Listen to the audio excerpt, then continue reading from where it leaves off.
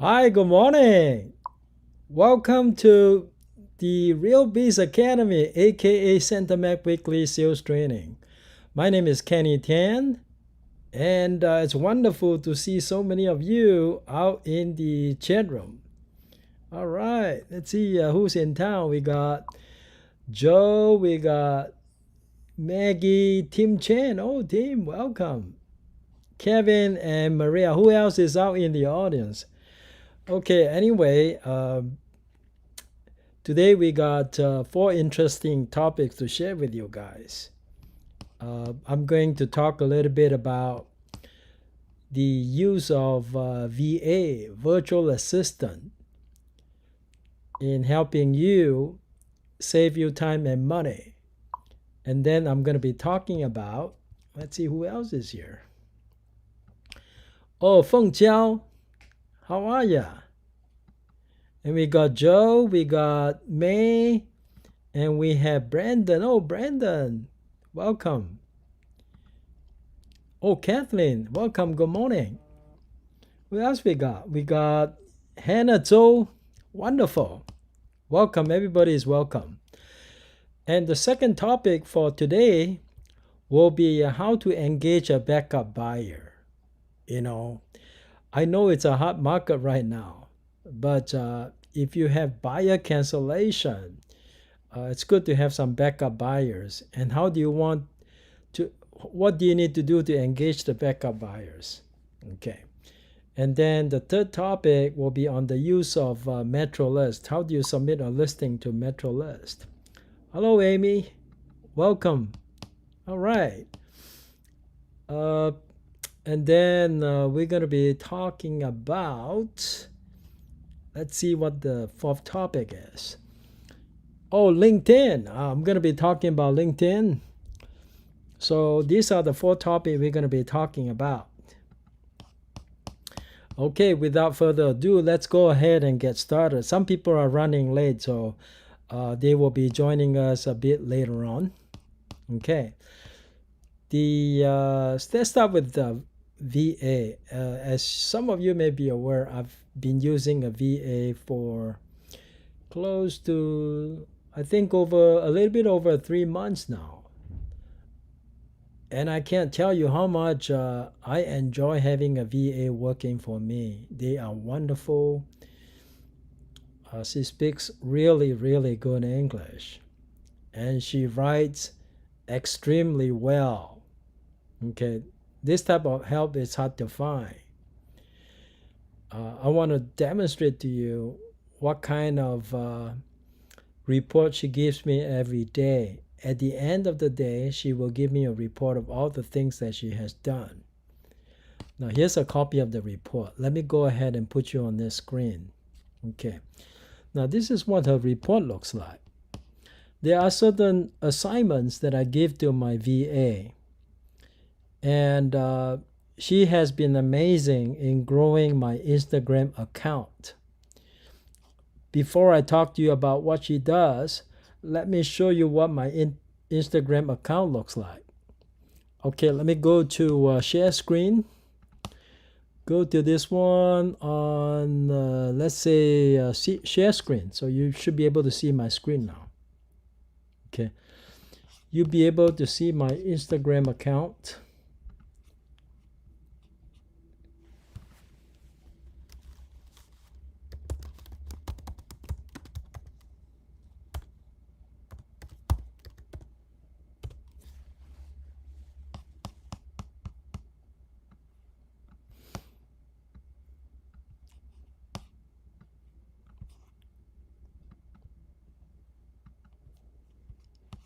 This is what my Instagram account looks like. Okay, I got currently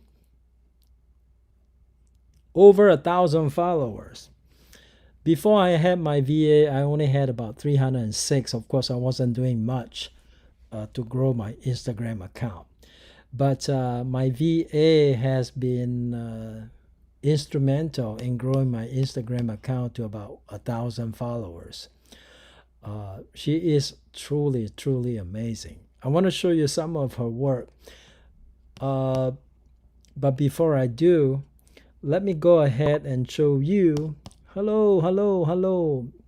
Thank you for joining us, Amanda. Wonderful. Let me show you. Go back to. Let's come back here. I want to show you the screenshot.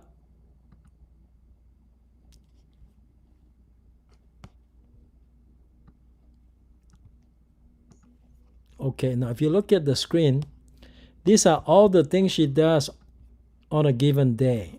She works 8 hours a day. My arrangement with her would be for her to start working at 4 p.m. our time. I think 4 p.m. our time is either going to be 7 a.m. their time or 8 a.m. their time. I think with the I think it should be 8 a.m. their time, around there. But if you look at the thing that she does for me, she will. I have definite assignments. One of her assignment will be to give me 40 likes. She will do 40 likes. 5 comments, that is below what she's being asked to do. She's asked to do 12 comments. So I definitely need to speak to her about why is it that we're down to 5 comments. We should be doing about 12 to 15 comments on Instagram. Okay. The 5 followers is a no-brainer. Okay, we'll follow 5 people every day, and we'll do 40 likes every day, and we should be doing about 12 to 15 comments every day. Okay, and if you come back to my Instagram, you will see some of the things that she does. Now, if you see this post right here, she will design some posts like this. This is actually designed by her. Okay, and then she will write comments to people. Maybe she got real busy, but when she's not busy. Hello, Carrie. Good morning. Thanks for joining.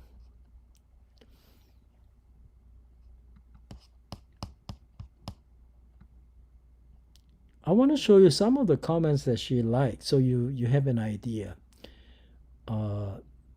What are some of the things that a VA can do for you?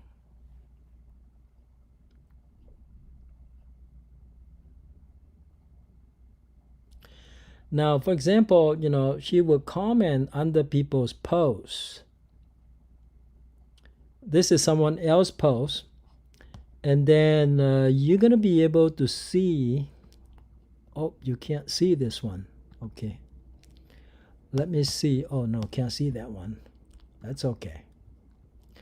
But she really writes very well, and the kind of interaction that we have with our followers are high quality interaction. It's not like you're posting emojis. When she started working for me, she started posting emojis. I said, you can't be posting emoji to people's posts. They're not gonna feel like the comments are genuine. You really have to post comments that are genuine.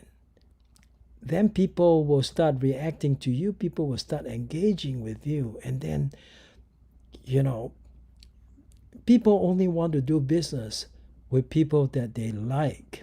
How can you make people want to buy from you if they don't even like you? So one of the things that you're going to be doing is to engage, have some real engagement with the people that follows you. It makes it more fun to come to your profile and interact with you. Okay, but in any case, I was hoping to find something that I saved, but I couldn't find it now. But okay, anyway, the bottom line is she's doing everything for me in terms of managing my social media. Instagram is just one of them. She also manages my LinkedIn account. We'll talk about LinkedIn in a little bit. Okay.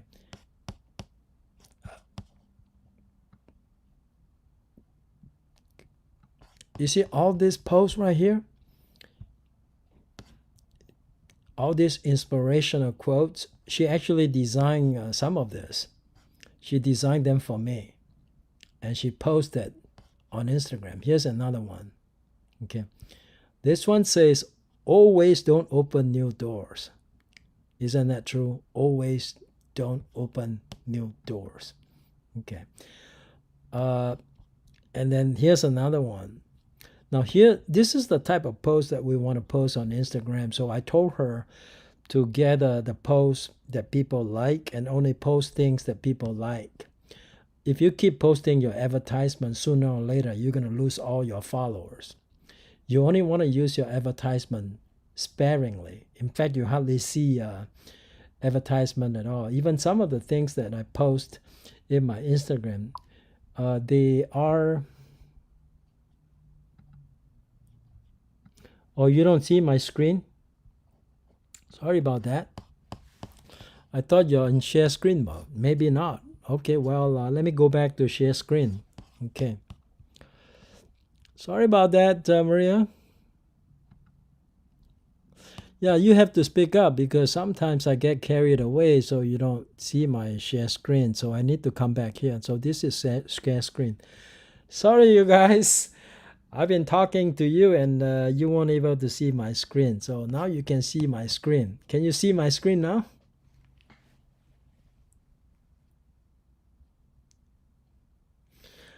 All right, I was just trying to show you some of the things that my VA was able to do for me. Okay. Now, if you can't see something, you got to yell out because sometimes I got carried away. I forgot that I wasn't sharing screen with you. Can you see my screen now?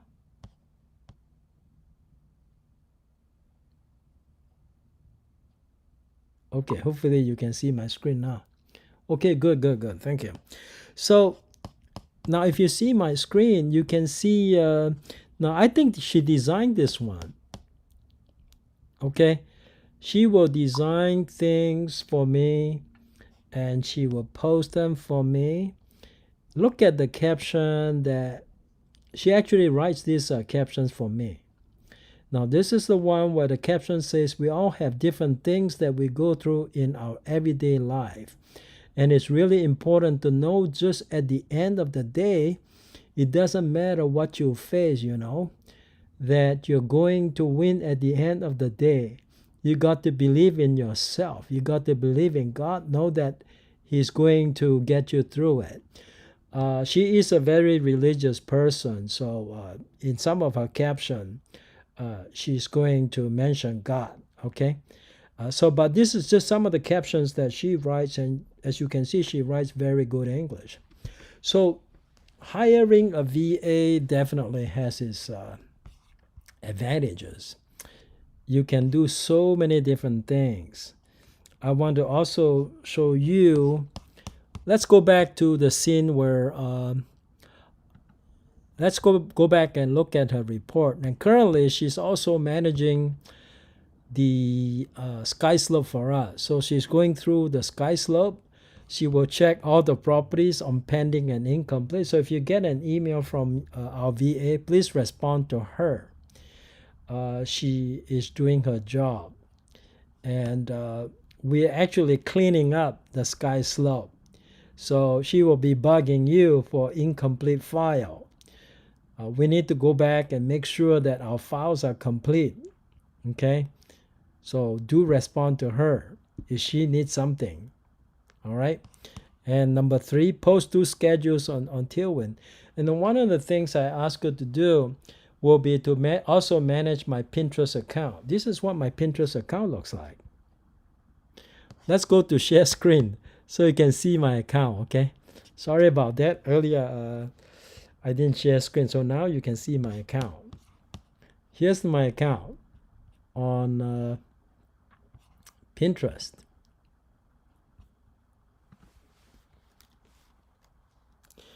Let's go to Tailwind, okay? Tailwind first, and then we'll go to Pinterest. Oh, you know what? Maybe you should go to Pinterest first.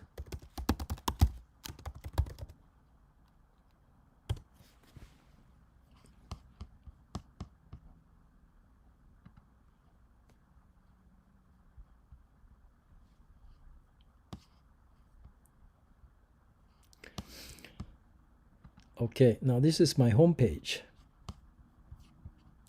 And in my home page, you want to know how many pins I got right now?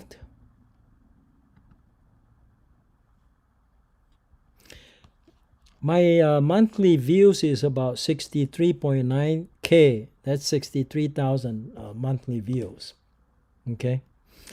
And as far as pin goes, you'll be able to see that I currently have, you look on the left hand side, I currently have 1,416 pins.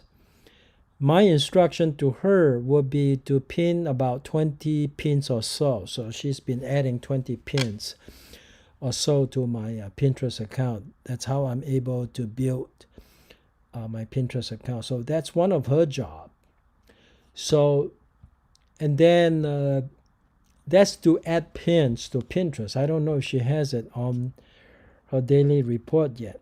I'm pretty sure she did it because I'm seeing my, let me go back here, go back to this scene. Okay. She said post to schedules in Tailwind. Kevin, good morning. Kevin Wang just joined us. Now she said she does post to schedules on Tailwind. Well, how do you post a schedule on Tailwind? Now in Tailwind, if you go to Tailwind, if you've never used Tailwind, Tailwind is a very good, and you can have your VA do these things for you, so you don't have to worry about that. She takes care of everything for you. All you gotta do is just take care of your sales, and she does all the social media management for you. Okay.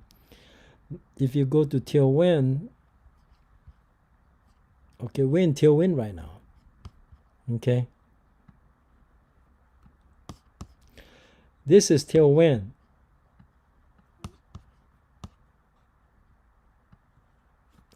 On the right hand side here, these are all the posts that will be going to Instagram. So I never have to worry about doing a lot of work myself. I give it to my VA and she will post. Currently, I ask her to post 2 a day. I think 2 a day is about right. We may increase it to a higher number later on, but she does do all the posting for me. See, if you look at my grid, I currently have Instagram posts scheduled all the way to May 30th already. Okay, I never have to worry about running out of posts because she's doing that for me, all of that.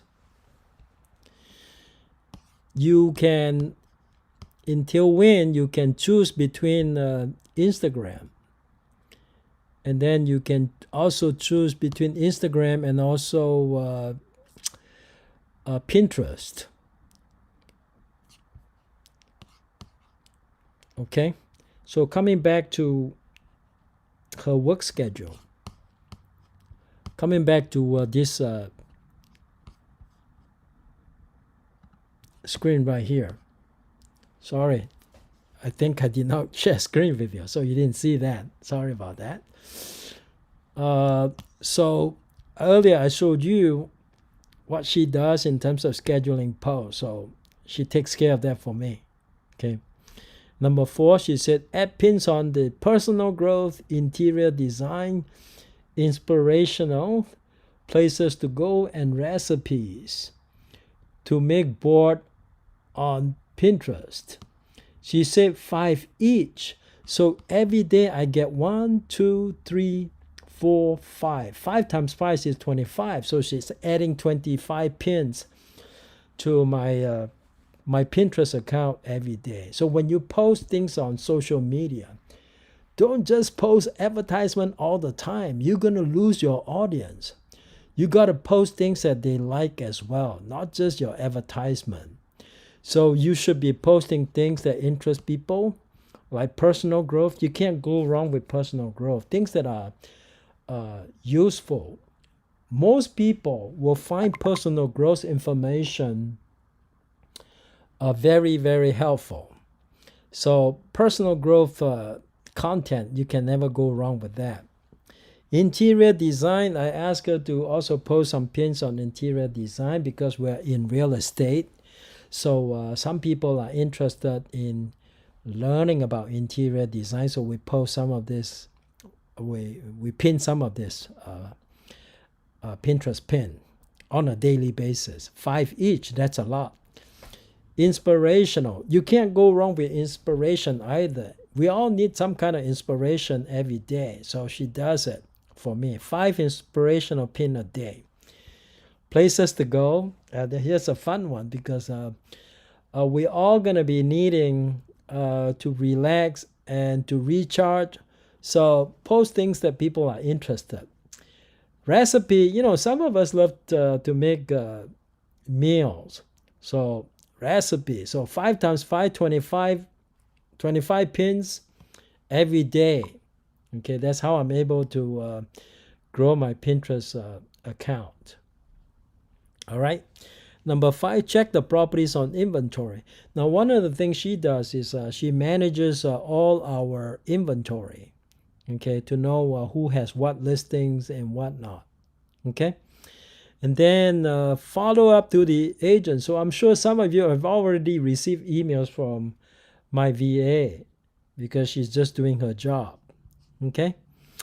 And then update all the properties on the inventory. She has been doing that. She said, check all the properties in the inventory. And she also manages my LinkedIn account. So one of her assignment would be to connect with 10 people on LinkedIn every day. Every day that she works, she connects with 10 people. That's how I'm growing my LinkedIn account. Okay, so this is what a VA can do. So now let's go on to my LinkedIn account. I want to show you, and let me go into screen share mode first. So this is screen share, okay? So now I want to show you my LinkedIn account. So let's see where okay, this is my LinkedIn account. I think we should start paying attention to LinkedIn right now. That is a big platform. So is LinkedIn really a social media or a social media platform, or is it a search engine? It is actually both. It is a social media for the professional.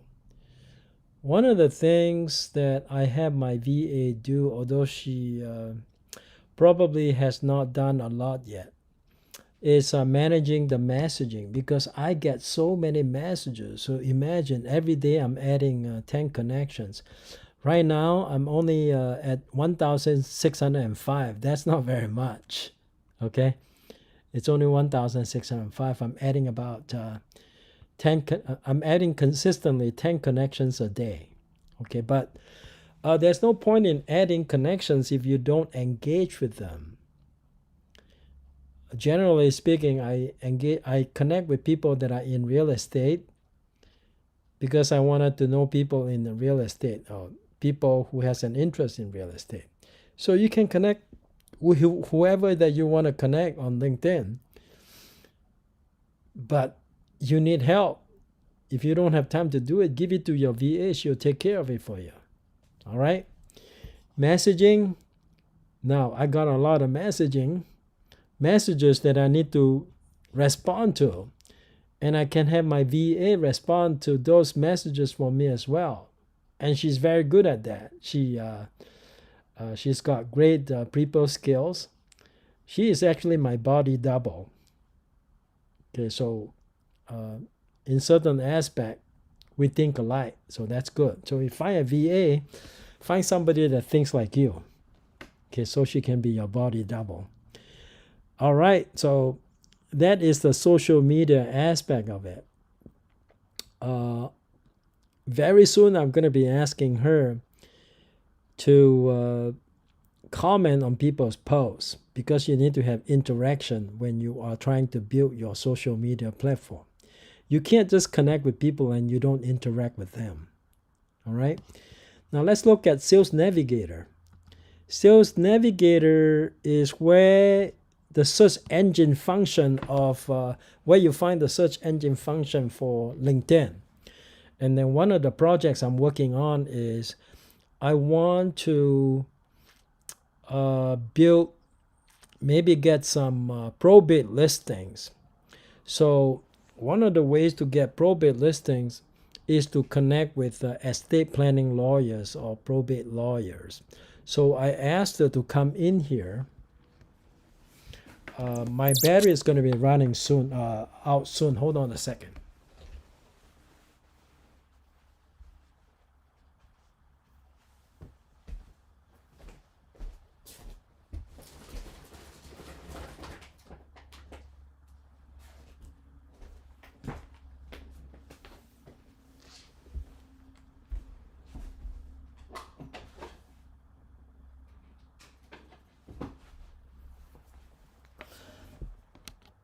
Be back with you in 30 seconds.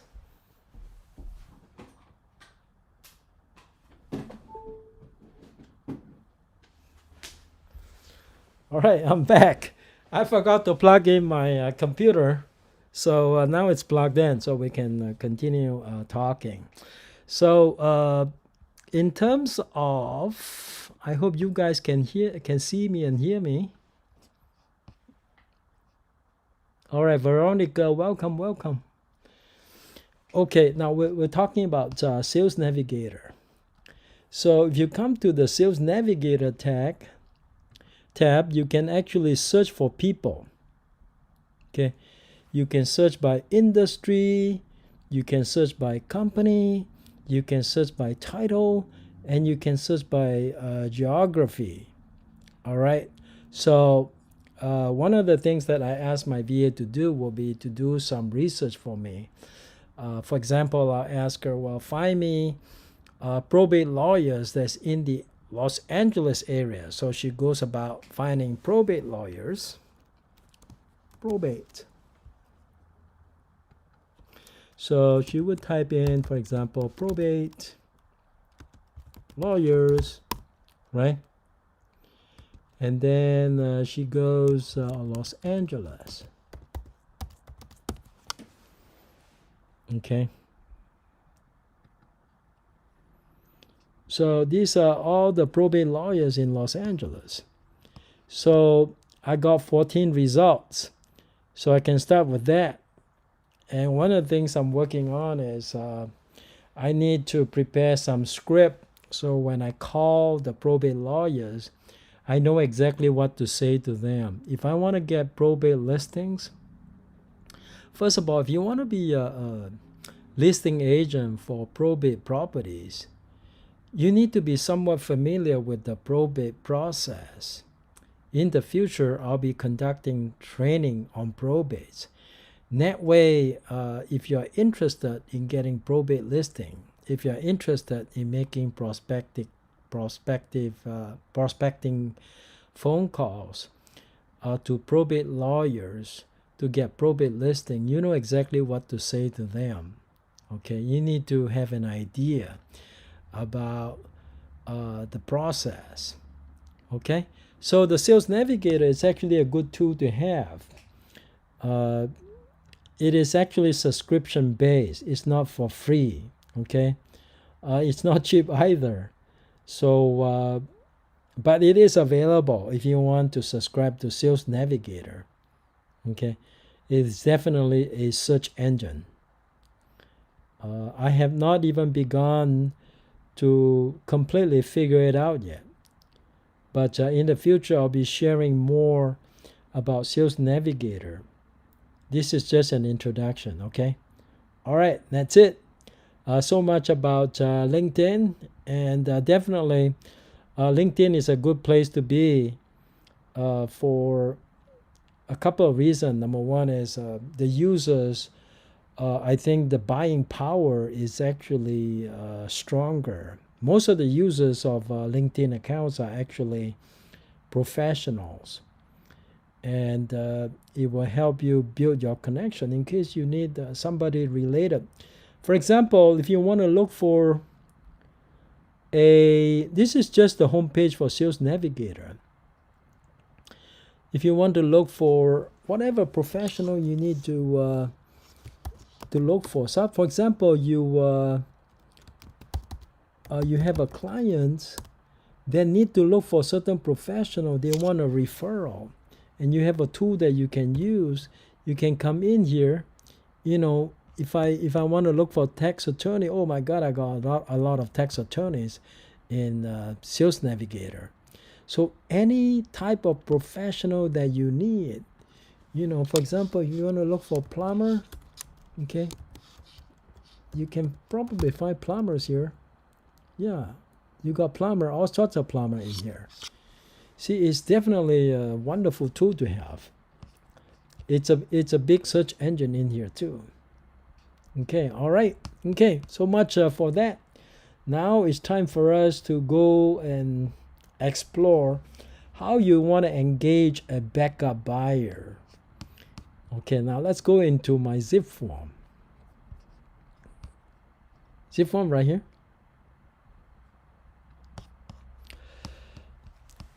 I'll use one of the examples that I created recently. I'll try a different one. Let's say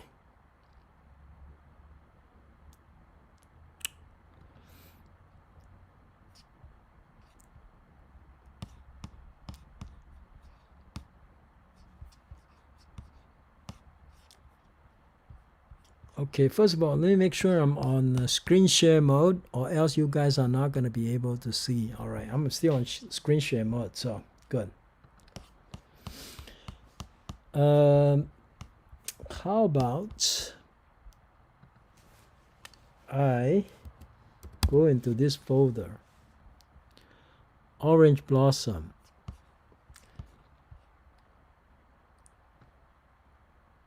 This is actually one of the recent listings that I have. Is in Orange. I mean, it's in Irvine. It's a 464 Orange Blossom. This is a condo. This may be a hot market, but for condominium, maybe it's not selling as quickly as single family residence. That's why it's important for me to have the backup buyer engaged. How do you engage a backup buyer?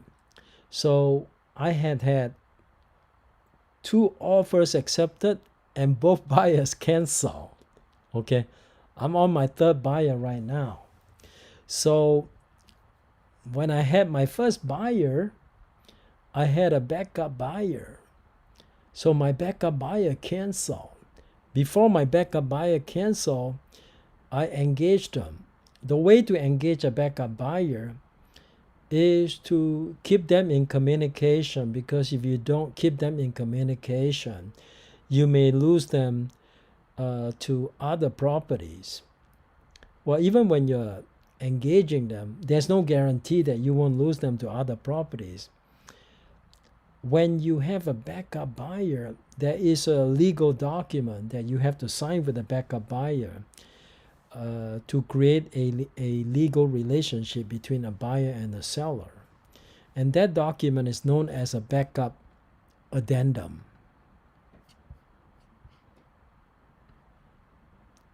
Okay, this is what backup addendum looks like.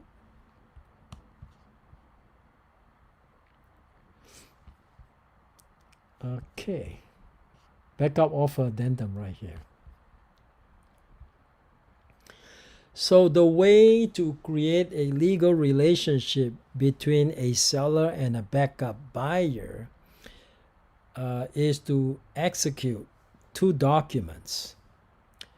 Legally speaking, there is no legal relationship between a seller and a backup buyer unless both parties sign a backup offer addendum and both parties signs the offer submitted by the backup buyer. So you must sign the offer submitted the backup buyer like you are signing an actual contract, because it is going to be a contract.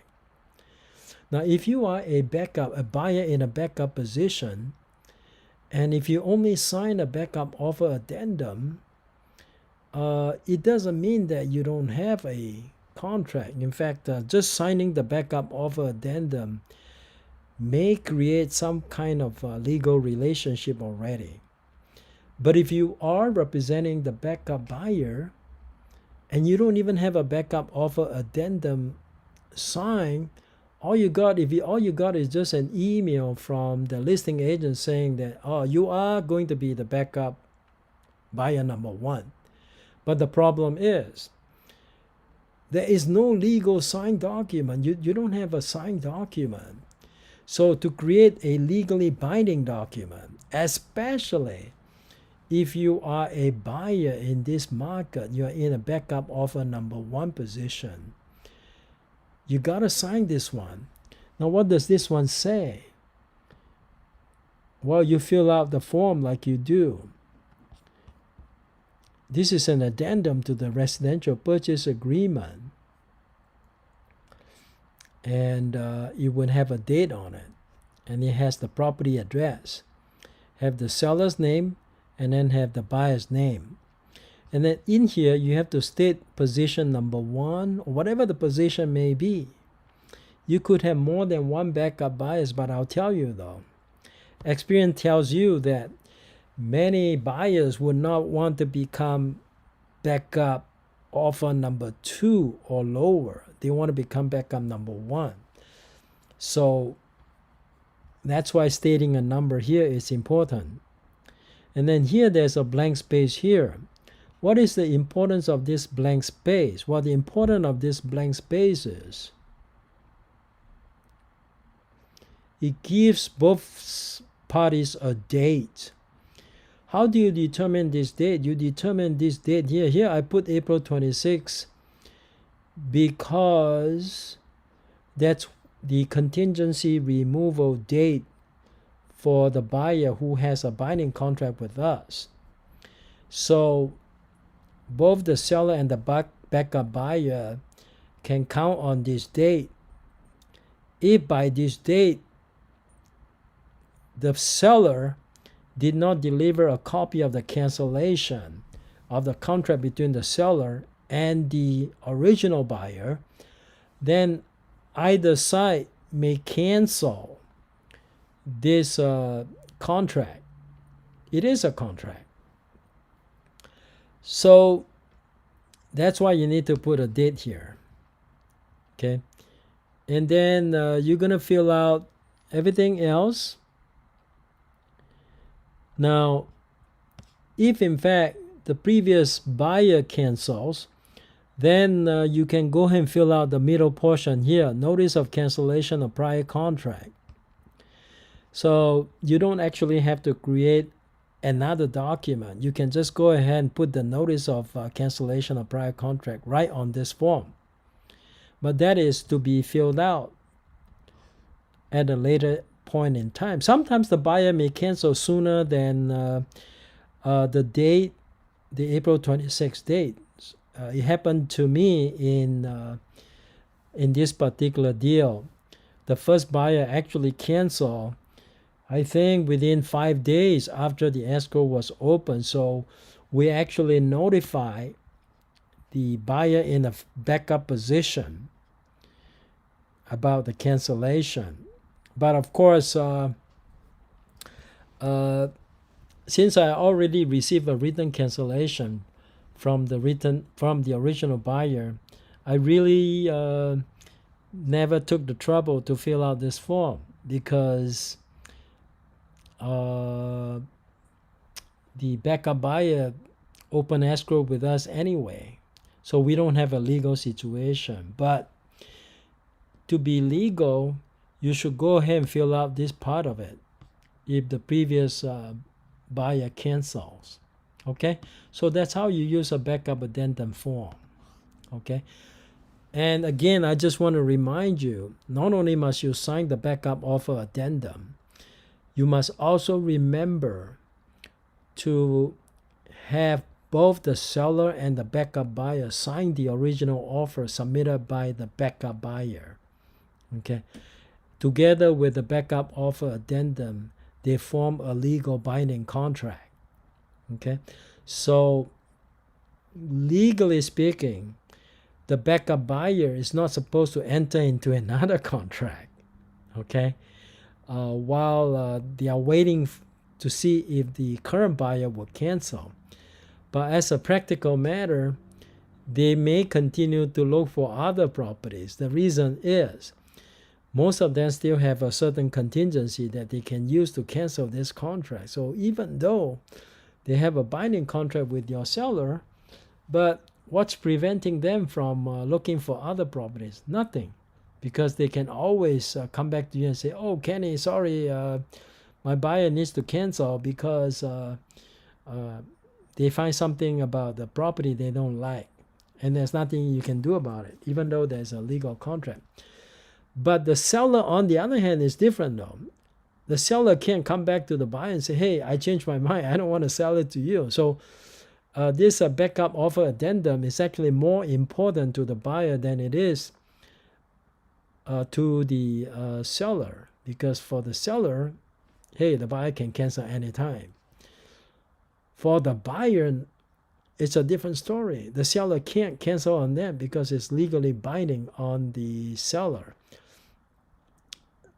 Certainly, well, from the backup buyer's point of view is that once this document is signed and is indicated to be backup offer position number 1, the seller is bound by this backup contract.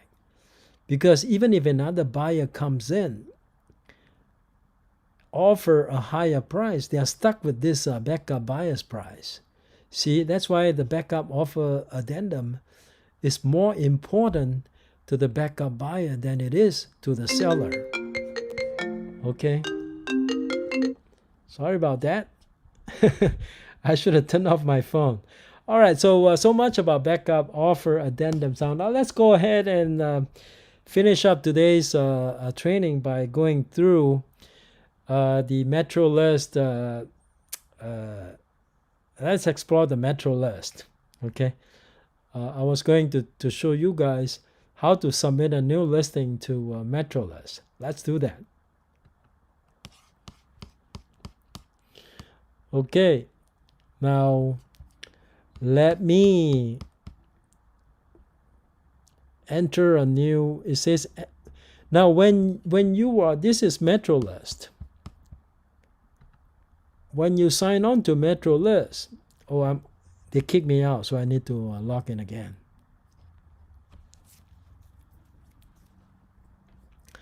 See, when you sign on to Metro List, for those of you that are not familiar with Metro List, it's because you don't operate in that area. Metro List covers a very big area. It covers Sacramento County and all the surrounding counties close to Sacramento, including Placer, El Dorado, all the way down south to part of San Joaquin. Now, some of you that works in the Tracy area, you might find yourself needing to go into Metro List to look for properties. You have a client that want to buy properties in the Tracy area. Okay, so Metro List covers a big area. I didn't know until I started taking listings in the Sacramento area. Then I realized how big of an area it covers. Okay, part of this, certain counties that are close to, that are between Sacramento and Napa County are also under Metro List.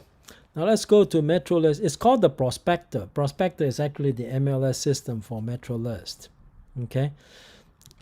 I think some of you may be able to access Metro List with just your MLS system.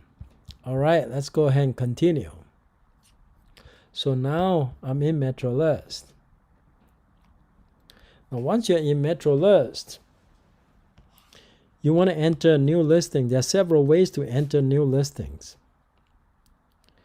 Here, you can enter new listing from scratch, or you can copy listing, but you can only, if you already have a previous listing, for example, if you have listings in the same area, let's say, for example, you had previous listings in Elk Grove, and now you just got another new listing in the Elk Grove area. You can input your new listing either by entering new listing, or you can copy from your previous listing. So when you copy from your previous listing, you can simply just edit your previous listing so that you don't have to reinvent everything, because sometimes certain things are the same. For example, you had a previous listing in a certain area, and then your new listing is also in the same area, right? So it would only make sense that you can actually copy from a previous listing and then just edit it to make it into your new listing. If it's in the same area, okay, you can do that. And you can only copy your company's listing. You cannot copy another agent who belongs to a different company. Only your company's listing only. So if you click on copy listing, okay, now listing number to copy, if I punch in a listing number that belongs to another brokerage, it's going to tell me. For example, if I punch in this number here and I say next, and then it's going to tell me you can only copy listings that belong to your company, because the number that I use is actually the number for a listing that belongs to a different company. Same company only. So in other words, you have different agents within the same company, that's okay. Let's say, Judy has a listing in the same neighborhood, and I got a new listing in that same neighborhood as Judy's previous listing. I can use the copy listing. So this is definitely a function that will save you a lot of time. Let's see who's here. Somebody has a question? Oh, okay. May is saying goodbye? Okay. All right. So I just want to point out to you to save you time in case you have a listing in the neighborhood where we previously had listings, so it will help you a lot. Okay. All right. Okay, now let's go to input new listing. You can select the county you're in. Okay, so let's say, for example, I'm just doing just an example. Let's say I'm using Sacramento County, right? So you go continue. And then it's going to ask you a property type, okay? I'm doing residential, so I click residential. County. Now, I can select the APN number. So where do I get the APN? Okay. Let's see here. So if I can get... let's see here. I usually go to whatever realist tax page that I'm comfortable with. Sometimes I don't use the realist tax page within the MLS. I go to my favorite CRMLS. So if I go to CRMLS, for example, in my case, but in your case, I'm sure MetroList has similar page. I'm just more comfortable using CRMLS, realist tax page. Okay, so I go in here and I click MLS, and I log in here.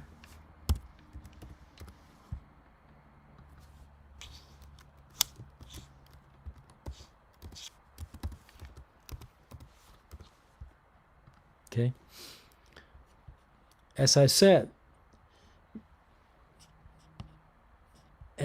before, you can actually find similar page in whatever MLS that you're using.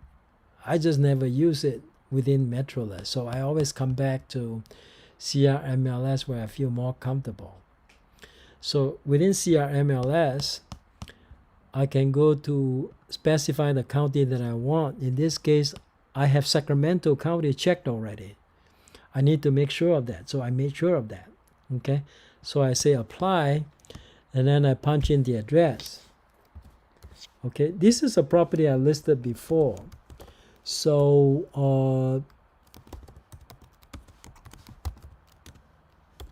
okay, and this is in Elk Grove.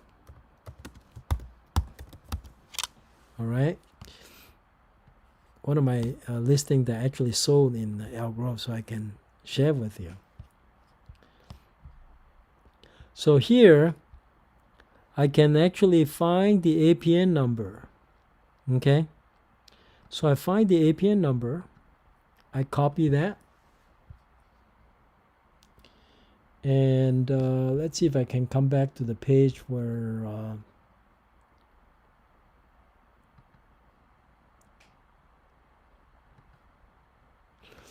this is the APN number.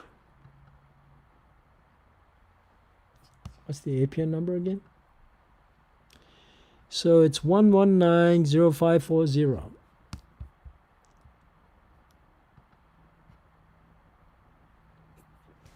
Okay, 1190540. And then it says 063 and then 0000. Okay. 063 and then 40. 1234. Okay, get address. Yep, it gives me the address. You see 5708 Laguna Park. That's the address that I want. And then next thing you're going to do, you're going to say place pin on map. Okay, you're going to click that. Okay. Now, for those of you that are not in the area, you can skip this training if you want. But those of you that are interested, you can learn about how to use the MetroList system. So it's already pinned here. Okay. And then once you are done that, it's already pinned. So you go to continue to listing input. Okay. So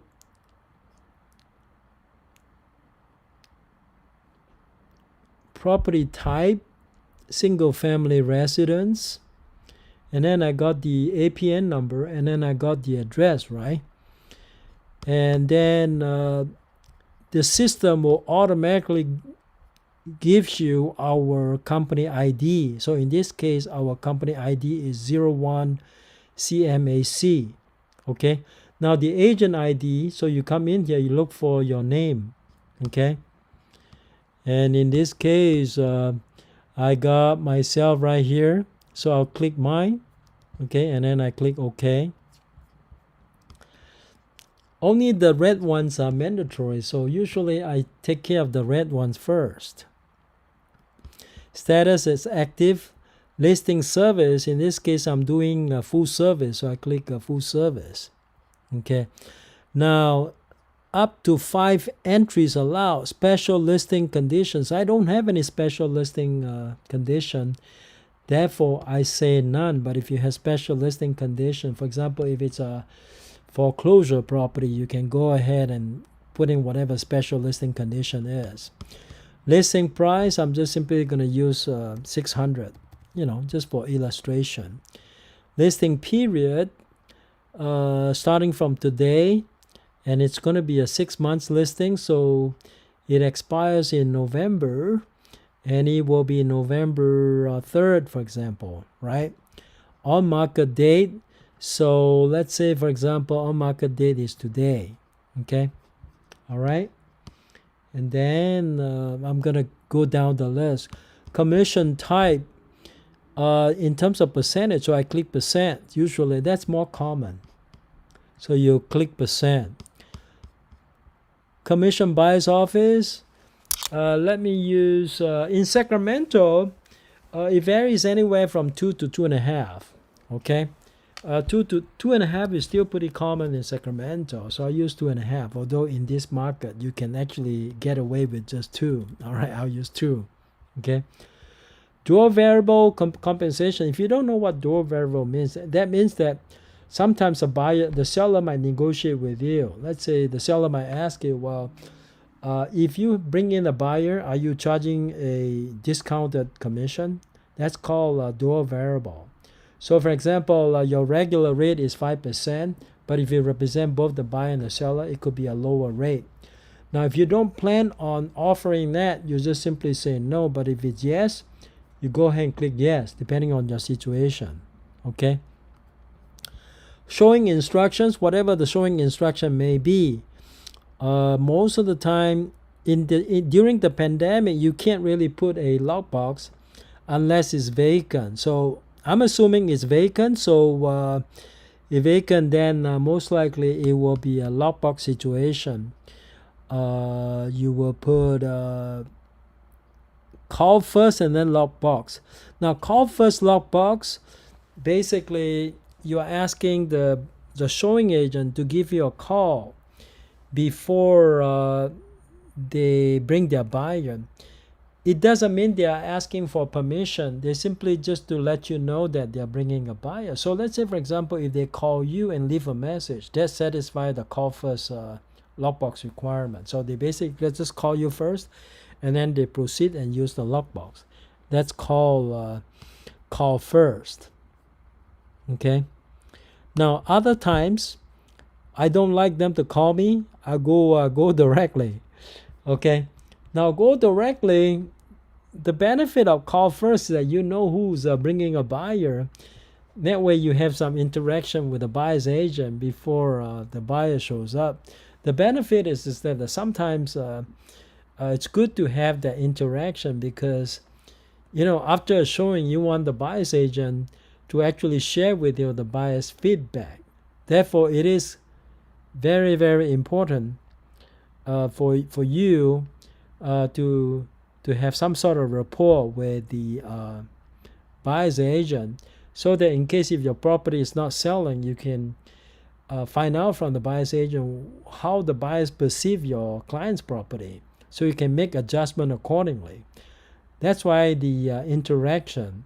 But if it says go directly, then it's less likely that you have some interaction with the buyer's agent. They basically just go directly without you knowing.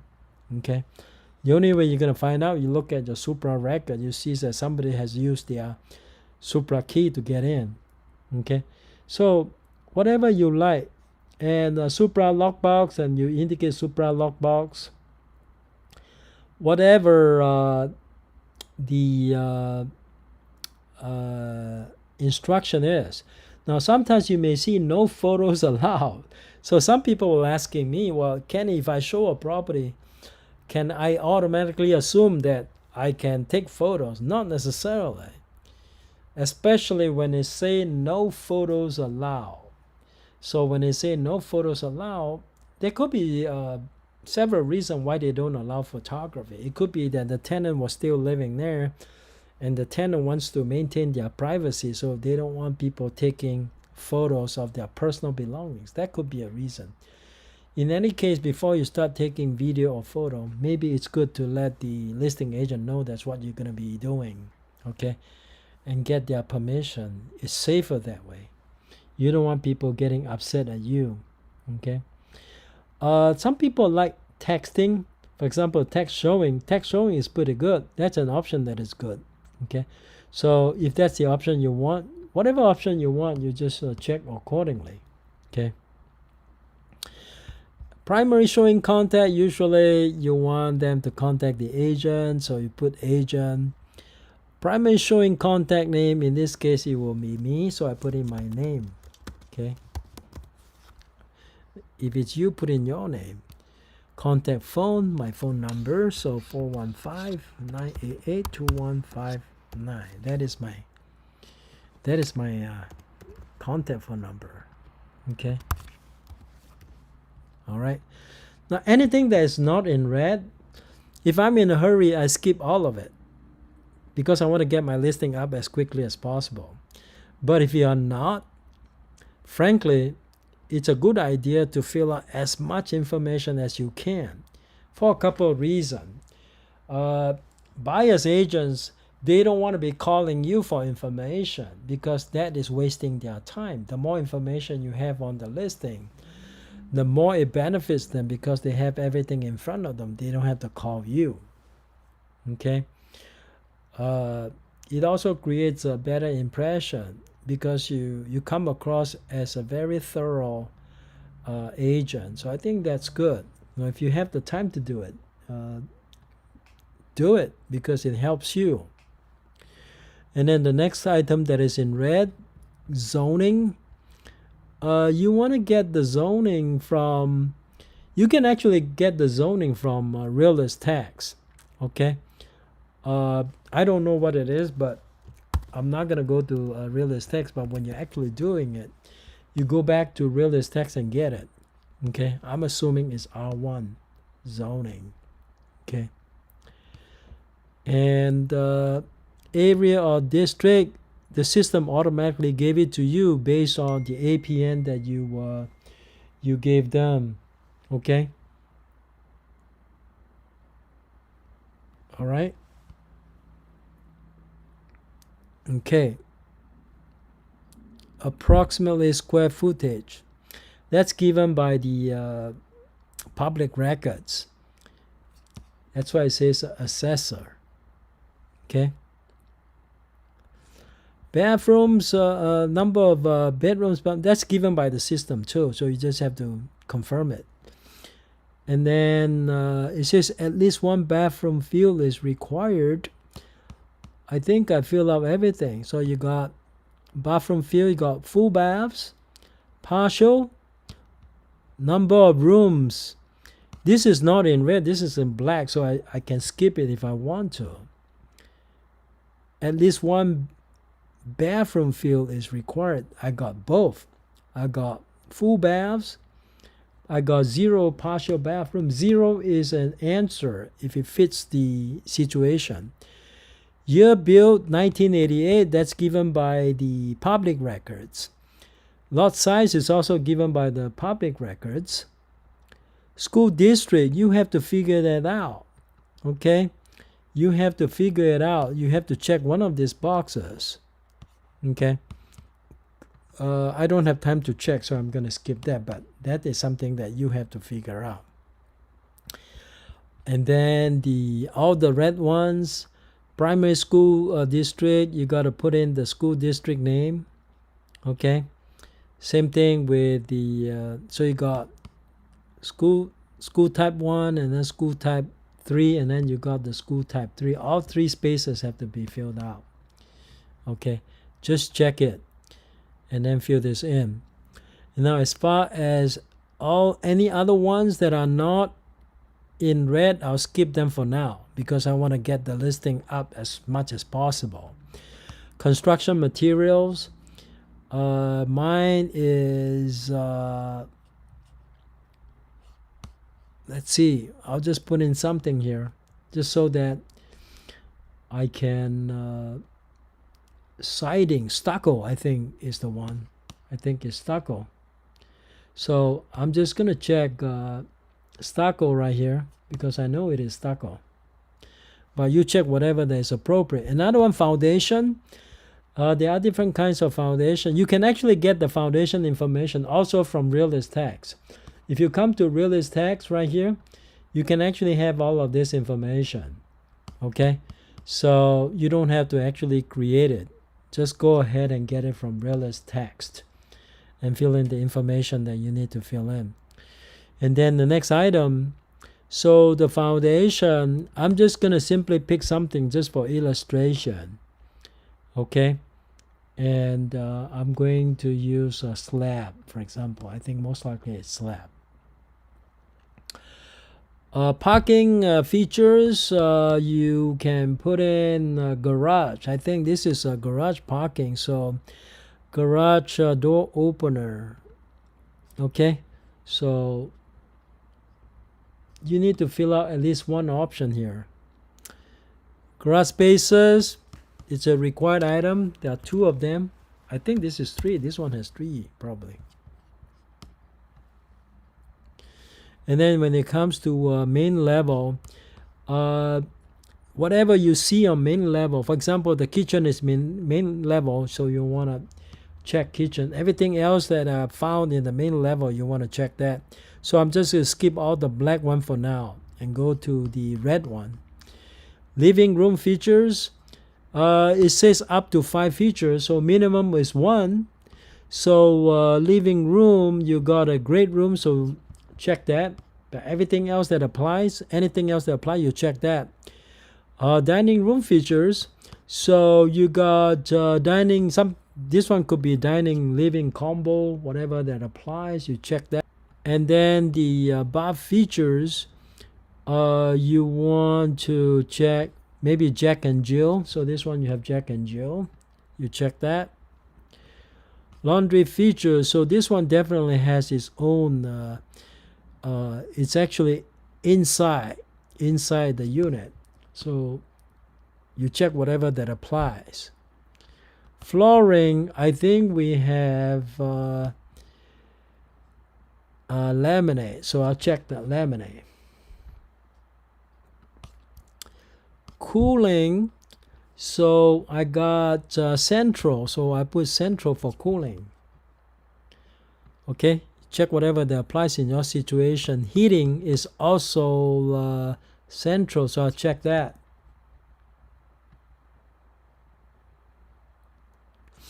Security features, if you don't have any, then you say any, but carbon monoxide detector, of course, that one is a must, right? So that's at least one item that is checked. Remodel or updated, I don't think that one was remodeled or updated. So if that's the case, you just say see remarks, because remarks may tell you, you may put it in remarks if it wasn't updated. Roof, I think it was tile roof, so I put tiles. Okay. What kind of roof you have can also be found in a realtor's tax, so you don't have to. Of course, when you're out at the property, you want to pay attention so that in case you have to fill this out, you already have the information. This one does have a pool, so I say yes on the pool. Okay. All right. So if it's a corner lot, cul-de-sac, okay, has curbs for sure, so I'll check one. You should check at least one box so that you're not prompted for errors. If you don't have anything checked, for sure you're gonna, this is not a horse property, so you're gonna check no on that because it's not a horse property. Utilities, you say all public for utilities if it's all public, right? Electricity, do you have 220? Yeah, most places have 220 now, so you check that. Okay. And water source, public, so I check public on the water source. You check whatever that applies to your situation. Sorry about that.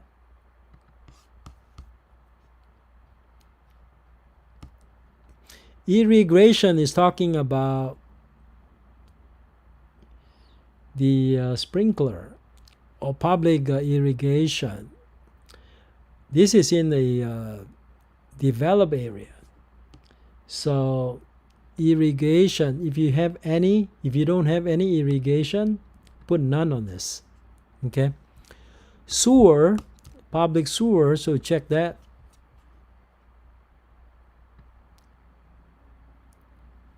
Senior community, this is not a senior community, so I check no on this. Okay.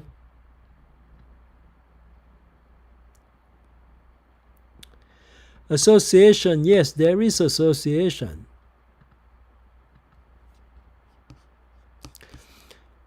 Now, the association, if you know there's an association, you need to find out, maybe get a copy of the latest invoice from the HOA from your seller so you can fill out the information.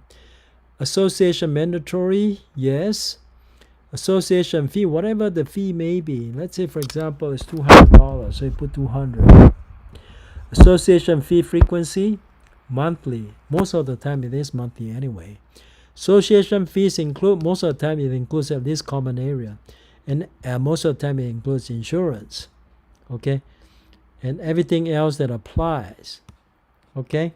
So I'm just doing this for illustration, so I did not check everything. Association features, maybe they don't have anything else that is included. If there's nothing else that's included, none. Some places, they don't provide amenities. So, and the bonds, assessments, and taxes. This one here, if it's unknown, put unknown. Okay. If you know something about Mello-Roos, then you want to put down Mello-Roos. You see that the tax rate is optional. Certainly, you want to make it as complete as possible, but I'm just doing the minimum. Possession, you can say close of escrow. Most of the time, it's close of escrow. If it's something other than close of escrow, or you can check negotiable. I think negotiable might be an option because it gives you the option to negotiate with the buyer's agent when they should have possession of the property. Listing agreement, you say exclusive right to sell. Most of the time it is anyway. Photos provided by, I'm going to intentionally leave this one blank because I don't want to actually submit it.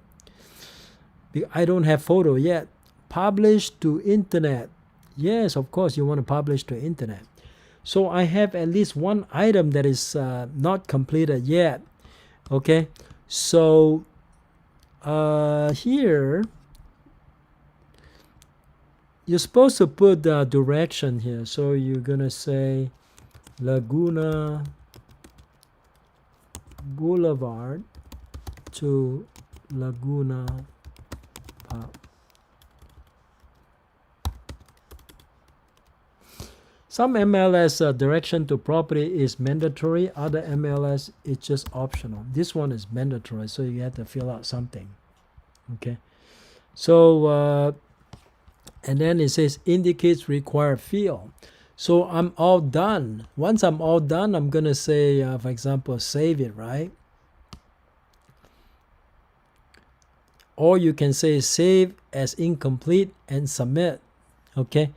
And then right now, if I say submit, it will not let me submit because I have missing field.